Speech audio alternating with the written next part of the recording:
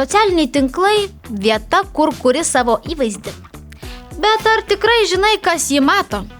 Kartais tai, ką rodai draugams, tampa matoma visiems.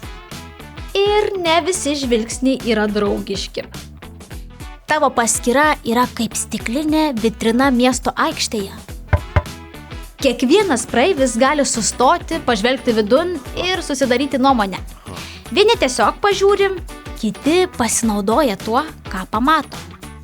Šiandien pasaulyje yra apie 4,8 milijardo socialinių tinklų naudotojų. Kiekviena platforma, nuo TikTok iki mažiau žinomų programėlių, renka informaciją apie tave. Ką žiūri, ką spaudai, kur esi. Prieš jungiantis verta bent minimaliai pasidomėti, kas sukūrė tą programėlę ir kur laikomi tavo duomenys. Pavyzdžiui, TikTok priklauso Kinijos bendrovei ByteDance, o visų naudotojų informacija saugoma Kinijoje, šalyje, kur nėra griežtų privatumo įstatymų kaip Europoje ar JAV. Dėl to TikTok jau yra uždraustas kai kuriuose šalyse.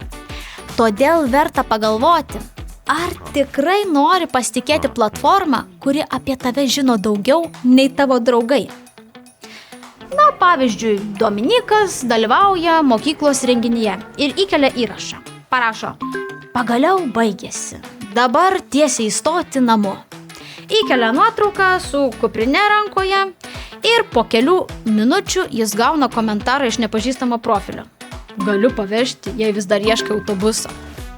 Dominikas pašalina įrašą ir supranta, kad net tokia paprasta žinutė galėjo atskleisti, kur jis yra ir kad šiuo metu yra vienas. Tai, ką viešini, mato ne tik draugai.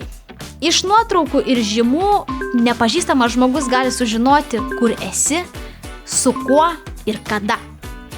Tai gali tapti priemonė manipuliavimui arba net persekiojimui. Ar tu žinai, kas mato tavo paskyrą dabar? Pagalvok, ar norėtum, kad tavo klasės draugas, močiutė ir visiškai nepažįstamas žmogus matytų tavo paskutinį įrašą. Patikrink, ką rodo tavo viešas profilis. Pašalink tai, ko nenori rodyti. Ribok, kas gali matyti tavo istorijas, žinutes, draugų sąrašą. Jei kyla abejonių dėl įrašo, geriau nekelk jo.